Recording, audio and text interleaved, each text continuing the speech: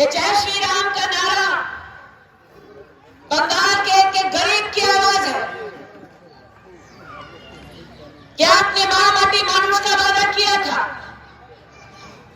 मां की आपने हत्या करवाई बंगाल में, माटी को खून से लाल किया, मानुष से कट मनी लिया। ये दीदी की हकीकत है। आज आपसे कहने आए, होगा तृणमूल का प्रार्थी, यहाँ का गुंडा होगा भाई पढ़ के। हम भी तो अमेठी से लड़कर आए, राहुल गांधी को हरा के, लेकिन आपको निर्णय करना। हमने संकल्प लिया कि हर ब्लॉक में हम लोग नेताजी के नाम से नौजवानों के लिए ट्रेनिंग और स्किल सेंटर खोलेंगे, लेकिन वो संभव कब हो पाएगा? क्योंकि दीदी तो नरेंद्र मोदी की सरकार के साथ काम करने से इनकार करती है। वो संभव तब होगा जब आप अपने परिवारों के उत्थान के लिए पोलिंग बूथ पर जाएंगे, कमल का बटन दबाएंगे और अवध जी को जिताएंगे। समय की कमी है, मैं झटपट बता दूं क्या क्या हम कर पाएंगे।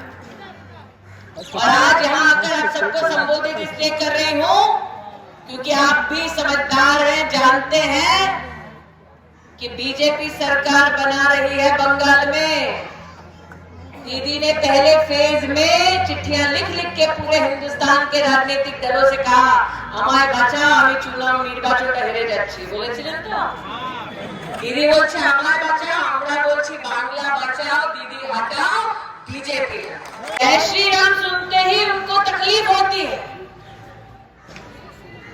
दुर्गा पूजा के अवसर में मूर्ति का विसर्जन नहीं होना चाहिए। विसर्जन करना है तो जाके पहले तृणमूल के नेताओं से परमिशन लेनी पड़ेगी। ये हाल कर रखा। सरस्वती पूजा हो नहीं सकती। और जैसे चुनाव आया, दीदी भागकर भवानीपुर से नंदीग्राम गई, चंडी पाठ करने लगी, मंदिर मंदिर घूमने लगी। दीदी भी जानती है ना शेष। कभी जीवन में हमने नहीं सोचा था कि भगवान का नाम लेना बंगाल में वर्जित कर देंगी दीदी, लेकिन खेला देखो, जो चुनाव से पहले प्रभु का नाम सुनना नहीं चाहती थी वो चंडी का पाठ कर रही है। अरे जो बंगाल में भगवान का सम्मान न कर पाया वो इंसान का सम्मान क्या कर पाया। बांग्ला बोलो कि हिंदी थे? दादा भाई बोले दिच्छी যদি হিন্দিতে বলবো তাহলে মমতা দি বলবেন আমি বহিরাগত।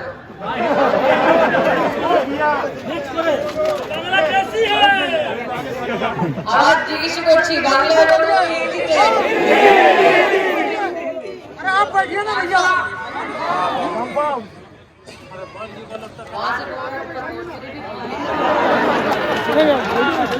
यहाँ कितने लोग हैं जो उत्तर प्रदेश और बिहार से संबंध रखते हैं? ठीक है, अब ऐसा है, आप हैं उत्तर प्रदेश और बिहार से, और दीदी जो है डेली गाली देती है उत्तर प्रदेश बिहार को। पहले तो ये बताइए बांग्लादेश कितने उत्तर प्रदेश में जाते हैं ना काम करने के लिए, और कितने उत्तर प्रदेश के हैं जो यहाँ पर सोनार बांग्ला को निर्माण करने के लिए खटते हैं, प्रयत्नशील हैं। कितने लोग हैं भैया? मुट्ठी बांध के थोड़ा हाथ उठा दो।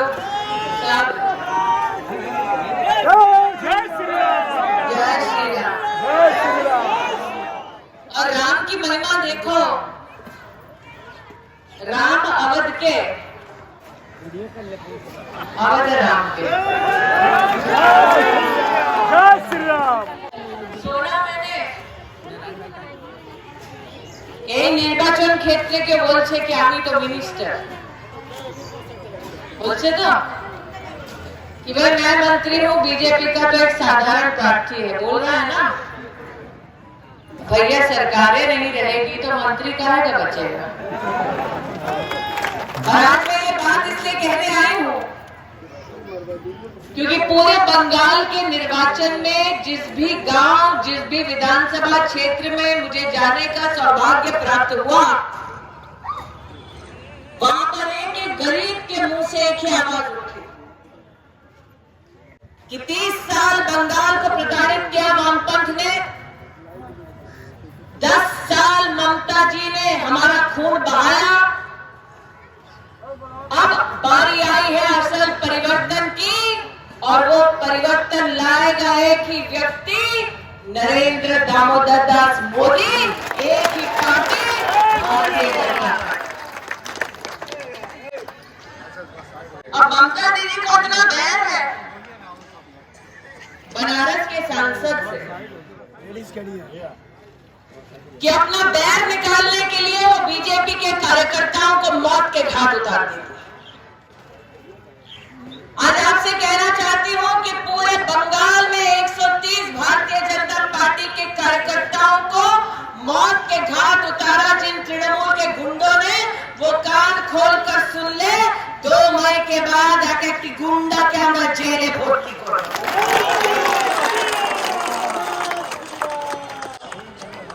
एक ऐसे राज्य में जिसका स्वर्णिम इतिहास लिखा टैगोर ने, नेताजी ने, जिसको भारत के सांस्कृतिक इतिहास का एक सुनहरा अंग माना हमने, कभी जीवन में नहीं सोचा था उस बंगाल में एक ऐसी नेत्री आएगी जो सार्वजनिक मंच से देश के प्रधानमंत्री को गाली दे। दीदी बोलছেন बांग्ला में, यहां जितने भाई उपस्थित हैं, बहनें जो बैठी हैं, जो भी उन्हें बांग्ला में परिवार की बेटी क्या कभी किसी को सार्वजनिक गाली बकती है? नहीं देती। हम सब अपने घर परिवार में बेटियों को सिखाते हैं कि परिवार का मान रखना है तो तुम्हारा बर्ताव संस्कारी होना चाहिए। अरे दीदी तुम्हें तो गाल दी। वहां मोदी कहते हैं दीदी, दीदी बोलकर संबोधित करते हैं, और यहां दीदी गाली बकती है। और जब हम बार बार पूछते हैं कि दीदी गाली बोलना ठीक, वो तुम्हारा संस्कार, ये तो बताओ 10 साल तुमने परिवर्तन क्या किया, उसका जवाब नहीं है। और जी अगर ये वो इलाका है जहां पर दीदी का नंबर 2 नेता है, तो प्रश्न ये उठता है कि हर गली हर मोहल्ले में कूड़ा क्यों है? प्रश्न ये उठता है कि आज भी हर गरीब स्वच्छ पीने के पानी के लिए क्यों संघर्ष करता है? आपसे कहना चाहती हूं, नरेंद्र मोदी ने बंगाल के एक गरीब परिवार को साफ पीने का पानी पहुंचाने के लिए दीदी को 900 करोड़ रुपया दिया है, लेकिन दीदी ने वो एक पैसा आपके मध्य में खर्च नहीं किया। हर घर में नल और हर नल से जल, ये संकल्प है नरेंद्र मोदी। गरीब से पूछिए, दिल पर हाथ रखकर कहिए, इतने साल बंगाल का गरीब संघर्ष क्यों करता रहा?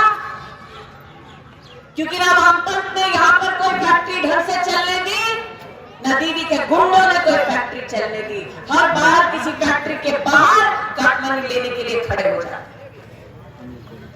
वामपंथ ने सिंडिकेट बनाया, दीदी ने कटमनी का साम्राज्य बनाया। हर गली और नुक्कड़ में जाकर पूछ लीजिए, अगर गरीब को प्रधानमंत्री आवास योजना में घर चाहिए तो उसमें गरीब का नाम नहीं आता, तृणमूल के नेताओं का, उनके चमचों का नाम आता है ना।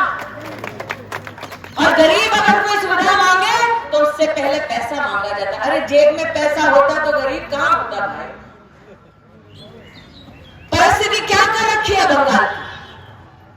आज यहाँ कई भाई उपस्थित है, आपसे पूछना चाहती हूँ, घर परिवार में भगवान न करेगा कोई बीमार पड़ जाए तो कौन सा चमचमाते हुए अस्पताल में गरीब अपने परिजन को लेके जा सकता है?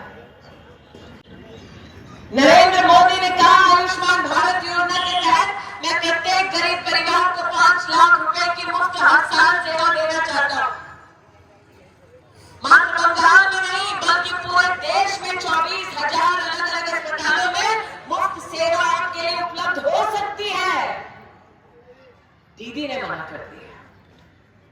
बंगालियों को मत दो। क्यों है, क्या पाप किया? तो अब ये हो गया, गलती ये हो गई कि बंगाल में तृणमूल की सरकार। इसलिए आज आपसे कहने आई हूं कि ये निर्वाचन मात्र एक प्रार्थी अवध जी का निर्वाचन नहीं है। यहाँ पर कितने गरीब परिवार के प्रतिनिधि खड़े हैं जो हर साल 5 लाख रुपए की मुफ्त सेवा चाहते हैं स्वास्थ्य की। मुट्ठी भांज के दिखा दो भैया, किस किस को चाहिए। सिर्फ यही नहीं, दीदी जो कहते हैं खाला हमें खाला की भाभी बोल लो काटनी आपने बाड़ी देश काटना डॉक्टर ने अस्पताल काटने की कोशिश। और ये कार्ड ऐसा आयुष्मान भारत का बंगाल में भी चलेगा, उत्तर प्रदेश में भी चलेगा, बिहार में भी चलेगा। भैया चाहिए तो फिर पोलिंग बूथ पर आइए, पद्म फूल का बटन दबाइए, राम जी के अवध जी को जिताइए। दादा भाई बोलते जय श्री राम, तो जय श्री राम सुने दीदी विरक्त है। गजब है दीदी का ख्याल। जय श्री राम सुनते ही एलर्जी होती है, जय श्री राम सुनते ही उनको तकलीफ होती है। दुर्गा पूजा के अवसर में मूर्ति का विसर्जन नहीं होना चाहिए। विसर्जन करना है तो जाके पहले तृणमूल के नेताओं से परमिशन लेनी पड़ेगी। ये हाई करेक्ट। सरस्वती पूजा हो नहीं सकती। और जैसे ही चुनाव आया, दीदी भागकर भवानीपुर से नंदीग्राम गई, चंडी पाठ करने लगी, मंदिर मंदिर घूमने लगी। दीदी भी जानती है ना शेष। कभी जीवन में हमने नहीं सोचा था कि भगवान का नाम लेना बंगाल में वर्जित कर देंगी दीदी। लेकिन ख्याल रखो, जो चुनाव से पहले प्रभु का नाम सुनना नहीं चाहती थी, वो चंडी का पाठ कर रही है। अरे जो बंगाल में भगवान का सम्मान न कर पाया, वो इंसान का सम्मान क्या कर पाया।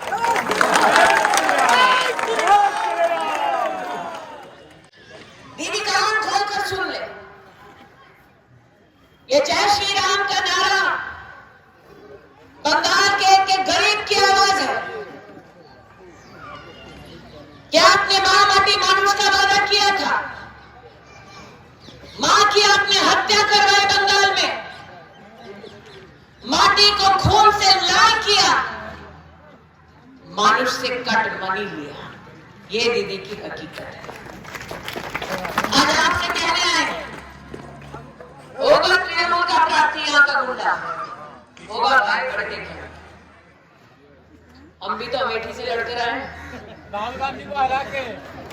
लेकिन आपको निर्णय करना। हमने संकल्प लिया कि हर ब्लॉक में हम लोग नेताजी के नाम से नौजवानों के लिए ट्रेनिंग और स्किल सेंटर खोलेंगे। लेकिन वो संभव कब हो पाएगा? क्योंकि दीदी तो नरेंद्र मोदी की सरकार के साथ काम करने से इनकार करती है। वो संभव तब होगा जब आप अपने परिवारों के उत्थान के लिए पोलिंग बूथ पर जाएंगे, कमल का बटन दबाएंगे और अवध जी को जिताएंगे। समय की कमी है, मैं झटपट बता दूं क्या क्या हम कर पाएंगे। और आज यहाँ आकर आप सबको संबोधित इसलिए कर रही हूँ क्योंकि आप भी समझदार हैं, जानते हैं कि बीजेपी सरकार बना रही है बंगाल में। दीदी ने पहले फेज में चिट्ठियां लिख लिख के पूरे हिंदुस्तान के राजनीतिक दलों से कहा, हमारे बचा हमें चुनाव निर्वाचन हेरे যাচ্ছি বলেছিলেন তো। दीदी বলছে हमारे बचा, আমরা বলছি বাংলা বাঁচাও, दीदी हटाओ, बीजेपी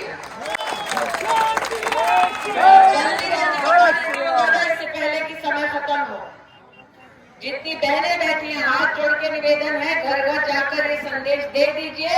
जैसा कि प्रधानमंत्री ने कहा है, कोविड का प्रोटोकॉल पूर्ण रूप से फॉलो करते हुए ये संदेश दीजिए। एक, गरीब परिवार की बेटी स्कूल से लेकर कॉलेज तक मुफ्त में शिक्षा पाएगी। दूसरा, गरीब के घर में बेटी जन्म लेगी तो जनपद परिवार को 50,000 रुपए का बॉन्ड मिलेगा। तीसरा, गरीब के घर में बेटी जन्म लेने के बाद 12वीं कक्षा जब पूरी करेगी तो उस परिवार के बैंक के खाते में 2 लाख रुपया दिया जाएगा।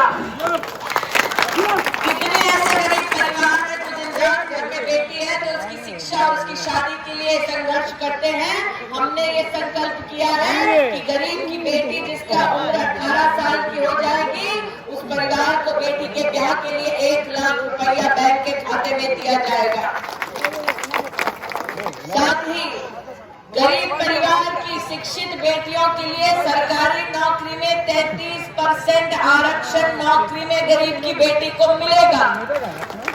अगर दादाबाई जी सब महिला के दिवे तो हमारे की दिवे के जाने चाहे छोटा छोटा व्यवसाय करना चाहते हैं तो छोटा व्यवसाय के लिए